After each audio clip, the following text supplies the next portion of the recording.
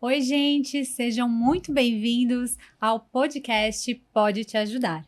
Eu sou a Ana e vou acompanhar vocês nessa nova jornada da Unimed Jaraguá do Sul. Há 24 anos, a Unimed vem transformando vidas em Jaraguá do Sul e região. E agora trazemos essa iniciativa para estar ainda mais próximos de vocês.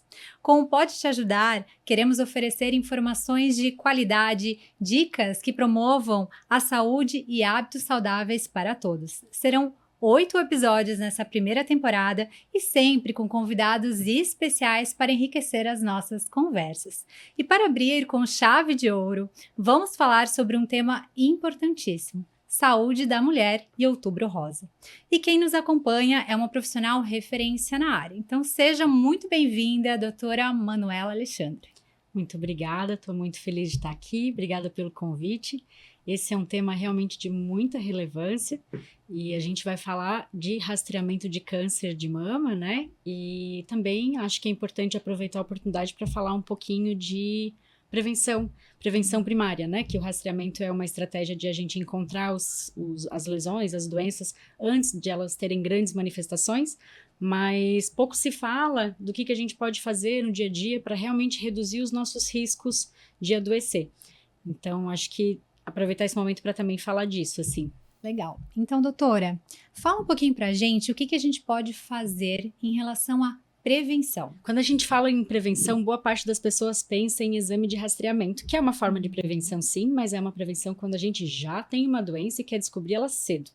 E existe a prevenção primária, que é o que a gente de fato faz para não ficar doente, ou para reduzir o nosso risco de ficar doente. Para o câncer de mama especificamente, algumas coisas têm um impacto grande na redução de risco. Uma das coisas que a gente vê como protetor para a gente não ter câncer de mama é a atividade física. Olha só que choque, né? Então, mulheres que são mais ativas, que fazem exercício físico de forma consistente durante a vida, elas têm um risco menor de ter câncer de mama. A redução da gordura corporal, por várias razões, também parece reduzir a incidência de câncer de mama. Então, mulheres que têm uma composição corporal com menos gordura no corpo, elas têm menos câncer de mama, têm uma incidência menor. A gente acredita que talvez isso seja por causa de hormônio mesmo. A gente sabe que o nosso tecido gorduroso, ele tem uma enzima que acaba convertendo alguns dos nossos hormônios em estrogênio. E o estrogênio, quando a gente é submetido por mais tempo ao longo da vida, uma quantidade maior, ele aumenta o nosso risco de câncer de mama. Por isso que talvez mulheres com menor gordura corporal tenham uma incidência menor. Não beber, não fumar, né? Então tanto o etilismo como o tabagismo, eles aumentam o nosso risco de câncer de mama. E, de modo geral, assim, essas coisas que a gente faz para viver melhor reduzem o nosso risco não só de câncer de mama, como de outras doenças.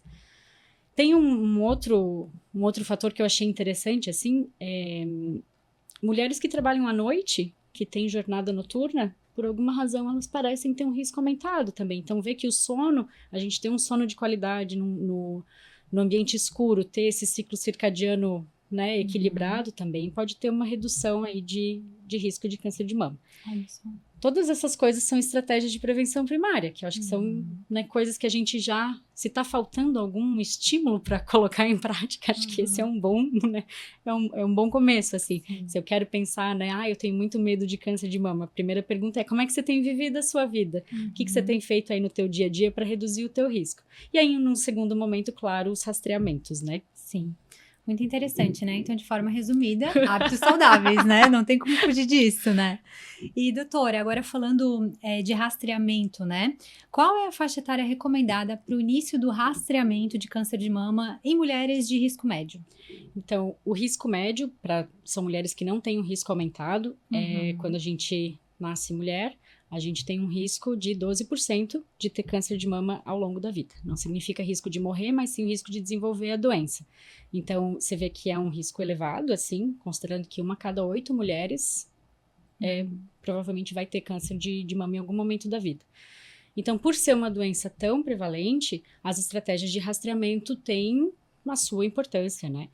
Tem muito debate na literatura a respeito dessa tua pergunta, com que idade a gente deve começar. Então, mulheres que não têm o risco aumentado, que estão dentro desse 12%, ou seja, elas não têm um parente de primeiro grau com câncer de mama, elas não têm história na família de câncer de ovário que possam ter aquela alteração genética que também, né? Essas coisas que modificam esse risco para mais. Então, se ela não tem nenhum desses fatores que aumenta o risco, ainda assim tem debate, mas parece que a partir dos 45 seria uma estratégia interessante. Abaixo dos 45, entre 40 e 45 anos, algumas sociedades recomendam, mas parece que ainda a taxa de falso positivo, que é quando o exame encontra alguma coisa que não é doença, ainda é importante, assim.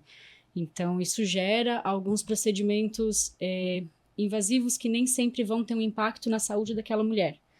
E a partir dos 50 é o que algumas sociedades também recomendam, né? Então, por exemplo, o Instituto Nacional do Câncer tem como diretriz, a partir dos 50 anos, a cada 2 anos, a mamografia. Então, tem bastante divergência na literatura. Na prática, em consultório, a gente acaba orientando as mulheres num nível individual. Então, se vem uma mulher de 40 anos e ela diz, eu tenho muito medo de ter câncer de mama, eu gostaria de rastrear o quanto antes, a gente conversa sobre isso, eu explico quais são os riscos, né, de eventualmente a gente achar um exame alterado e o que a gente vai fazer com isso, e a gente decide isso, né, individualmente, assim. Sim. E falando em mamografia, né, por que não é recomendado o rastreamento por meio da mamografia, né, para mulheres com idade inferior a 40 anos? Ana, essa é uma pergunta muito interessante. O valor da mamografia em mulheres jovens, ele é inferior. Então, para cada 100 mulheres jovens que eu faço uma mamografia e elas não têm nenhum sintoma, né? Então, estou fazendo uma mamografia de rastreio em mulheres abaixo de 40 anos, a cada 100 exames alterados, uma vai ter câncer. 99 não vão ter. Então, pensa, né? Fiz mamografia em 10 mil mulheres. Encontrei 100 exames alterados, uma vai ter câncer, as outras 99 provavelmente vão passar por outros exames, por biópsia, pelo susto, né? Sim. E vão ter a boa notícia no final disso tudo, que não tinham nada. Sim. Mas elas já não tinham nada antes, então eu trouxe para elas uma informação através de um exame que tem limitações. Então, a gente não vê muito essa conversa, né, que é a limitação dos exames. Os exames, eles não são perfeitos, eles têm uma margem de acertos que não é de 100%. Então, cada exame tem uma indicação e dentro daquela indicação, a gente tenta otimizar a informação que ele traz para a gente. Se a gente faz um exame num grupo que ele talvez não seja o melhor exame para aquela população, a gente não está fazendo bem, né? A gente, às vezes, tem mais erro daquele exame do que acerto. Então, mamografia de rastreamento em mulher jovem não costuma ajudar. Precisa ter esse cuidado, né? E falando de indicação, doutora, quais são os fatores de risco que podem indicar, né, que uma mulher está em alto risco de desenvolver o câncer de mama? Tem algumas situações que colocam a mulher nessa posição de ser considerada de alto risco. Um deles é a história familiar. Então, quanto mais parentes de primeiro grau a mulher tem que tiveram câncer de mama, maior é o risco dela. Câncer de ovário, alguns cânceres de ovário, eles são relacionados a alterações genéticas que podem aumentar o risco de câncer de mama também. Então, quando a gente tem um familiar que teve um câncer de ovário, às vezes isso acaba gerando uma necessidade de estudo maior naquela pessoa. Então, pode sim aumentar o risco de câncer de mama. E quando a mulher teve na juventude algum tumor de região cervical, por exemplo, um linfoma, enfim, e ela teve que fazer tratamento com radioterapia, então a radiação nessa região pode aumentar também o risco de câncer de mama.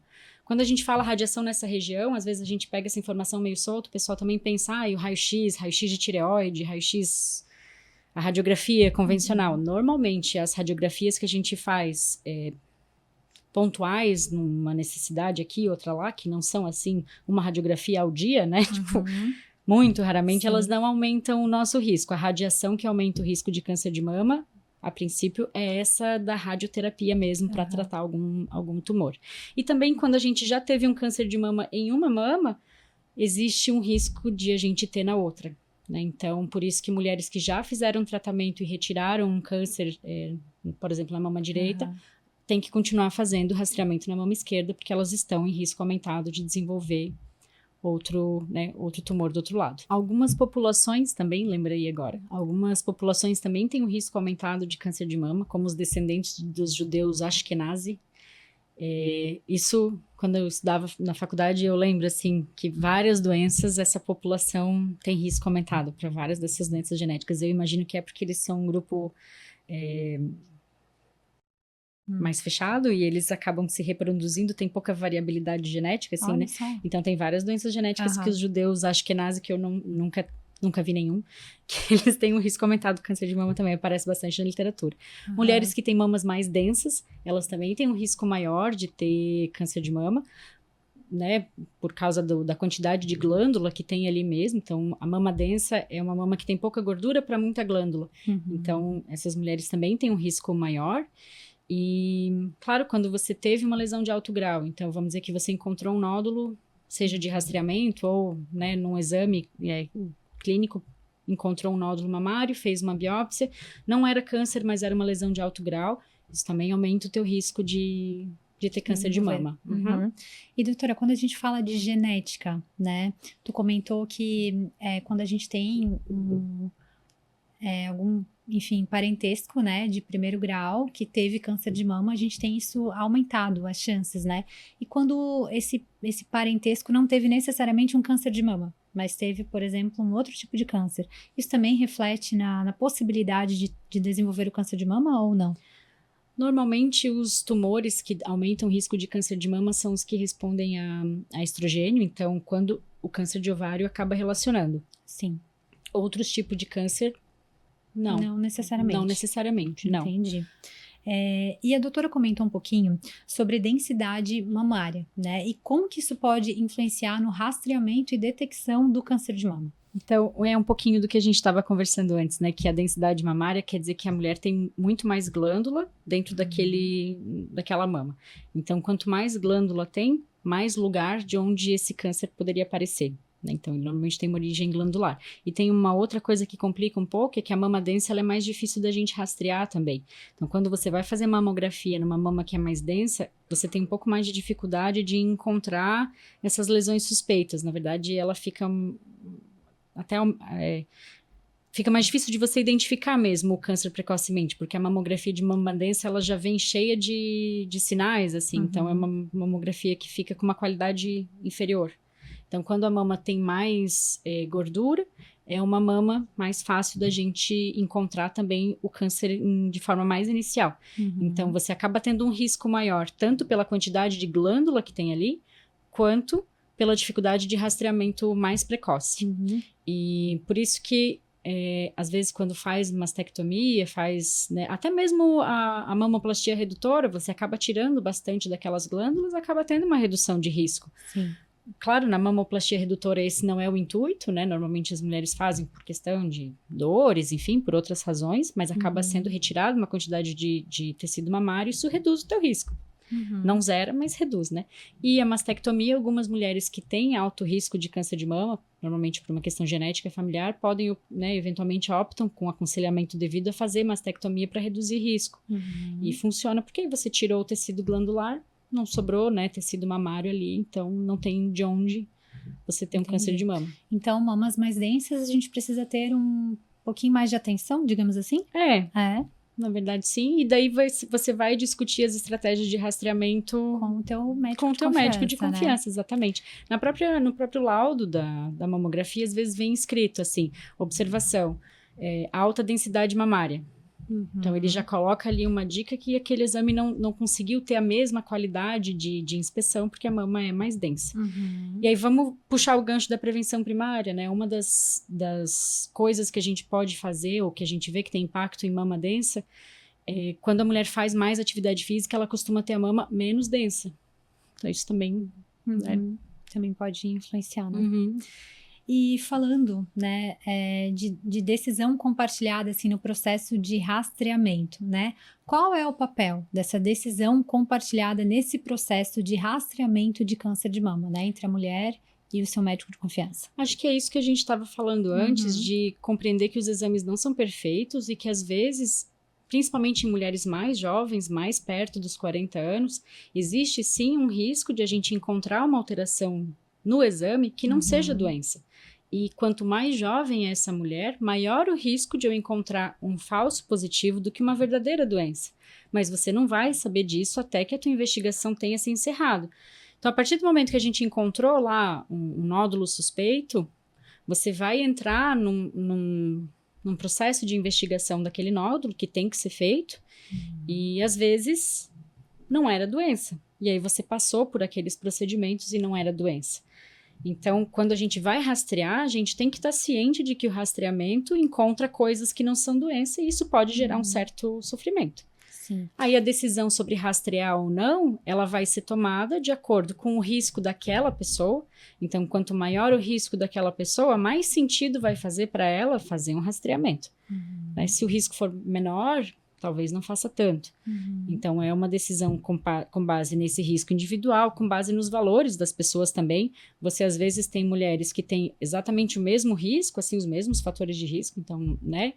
E uma diz, quero começar a rastrear o quanto antes, e outra diz, não, eu prefiro começar a rastrear com 45, e até lá a gente faz o exame clínico das mamas anualmente em consultório, e a gente respeita conforme o entendimento daquela mulher, desde que seja informado, né? Ela precisa realmente compreender o que ela está decidindo. Sim, e te ouvindo falar, né, a gente percebe a importância de termos um médico que nos conhece e nos acompanha, né? E que a gente estabelece uma relação de confiança propriamente dito. Isso é fundamental nesse processo, né?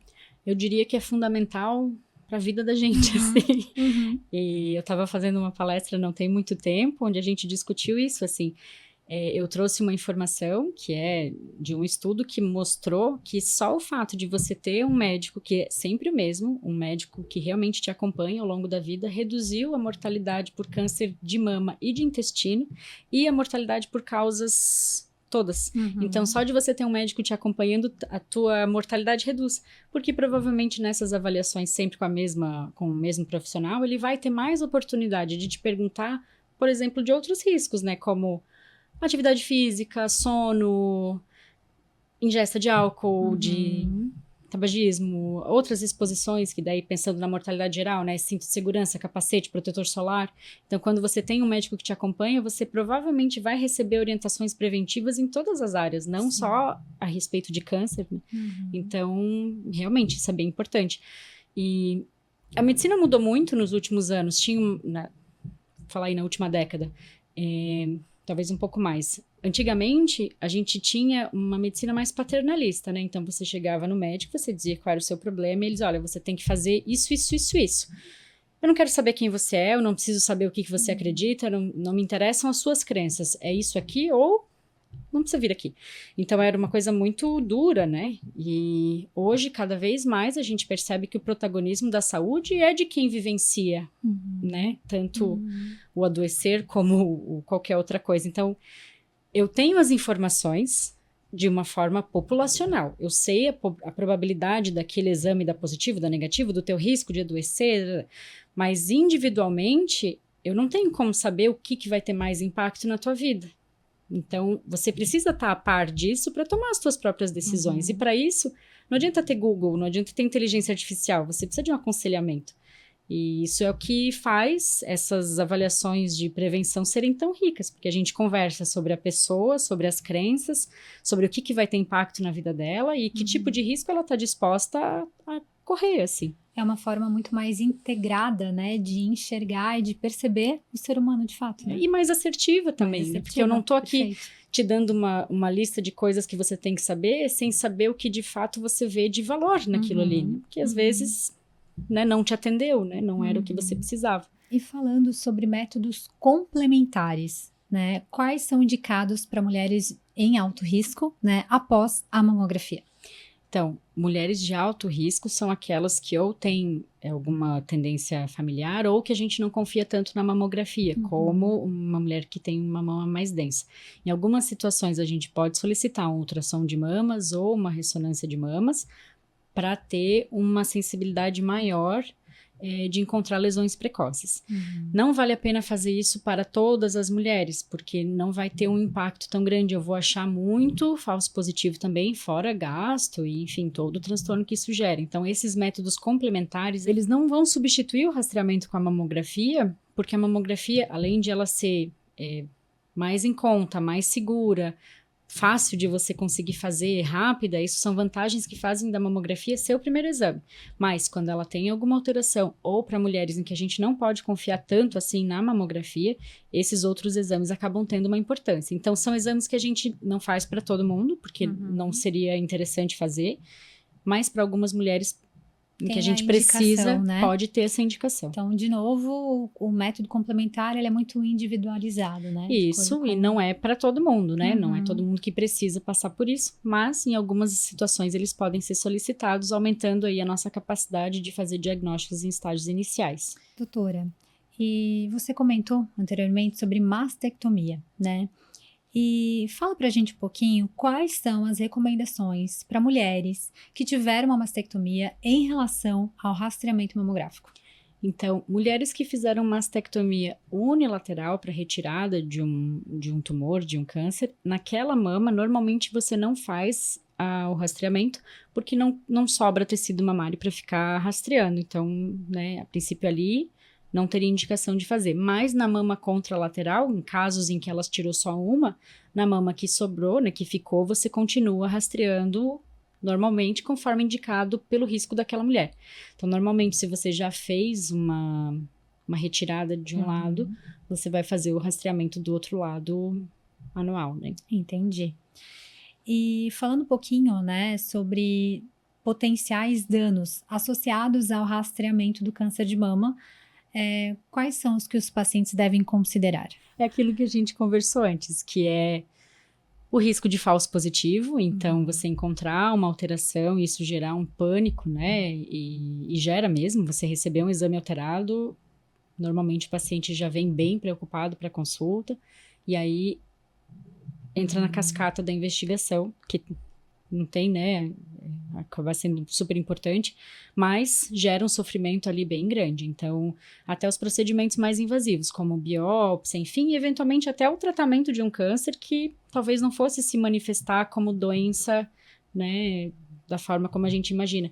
Então, alguns tumores, alguns cânceres, quando a gente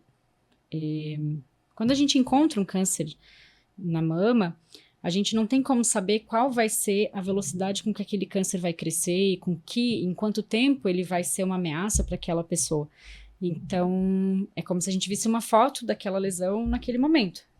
A gente trata todos iguais, mas alguns talvez fossem de crescimento tão lento que eles não seriam um grande problema para aquela pessoa até determinado ponto. Mas uma vez que a gente descobre eles, a gente trata todos. Então, tem essas questões, né? Primeiro, de você encontrar uma lesão que não é câncer. Segundo, de você tratar cânceres que não seriam clinicamente significativos de uma forma mais agressiva. Passar por quimioterapia, por radioterapia e talvez aquilo não ter... Só que não tem como saber, né? Uma vez que você encontrou, você trata. Você não tem como viver a realidade paralela em que você não descobriu aquela lesão, o que teria acontecido. Então... esses são os principais. E aí, quando a gente faz uma biópsia, daí tem os riscos relacionados ao próprio procedimento mesmo, né? Da punção, enfim. Bom, então muita informação, né, doutora, de qualidade em pouco tempo aí pra gente. Mas então, pra gente encerrar, eu gostaria que a doutora deixasse uma mensagem, né, sobre prevenção para as mulheres nesse Outubro Rosa. Acho que o Outubro Rosa a gente pode usar, então, como um lembrete de se cuidar, não só pensando em câncer de mama, mas cuidar das nossas vidas, das decisões que a gente toma aí no nosso dia a dia, em respeito à alimentação, sono, estresse, atividade física, que são as coisas que a gente tem algum tipo de controle, né, que são as nossas decisões de cotidiano. e fazer o rastreamento de acordo com o que for traçado na nossa, né, na avaliação aí de cada uma com o seu médico de referência. Algumas vão começar um pouco antes, outras um pouco depois, mas fazer os rastreamentos conforme eles forem indicados. E sem muito pânico, né, mas sim fazer o que precisar ser feito. Não existe risco zero, então a gente sabe que nós temos risco de adoecer né, isso faz parte da nossa condição de vida, né? Enquanto a gente está vivo, a gente tem risco de ficar doente. Então, não deixar o medo de qualquer doença paralisar a gente e sim usar o nosso receio, o nosso desejo de não adoecer para motivar a gente a viver melhor, né? E ter aí uma qualidade de vida, né, boa, assim. Não pensando só em a gente não ficar doente, mas a gente viver bem mesmo. Perfeito. Então, doutora, muito obrigada, né, por essa também. conversa. Foi um prazer tê-la aqui no primeiro episódio, né, episódio de estreia do Pode Te Ajudar. O meu primeiro, o seu primeiro. O meu primeiro também. Então, muito legal.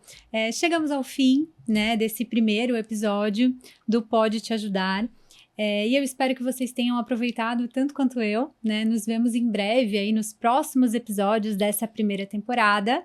Não esqueçam de seguir a Unimed de Jaraguá do Sul nas redes sociais, né? Instagram, YouTube, Spotify, e compartilhar com quem você gosta, né? Com quem você acha que vai gostar também desse bate-papo. Então, muito obrigada pela companhia, doutora Manuela, aos nossos espectadores, né? E até o próximo episódio. Até mais.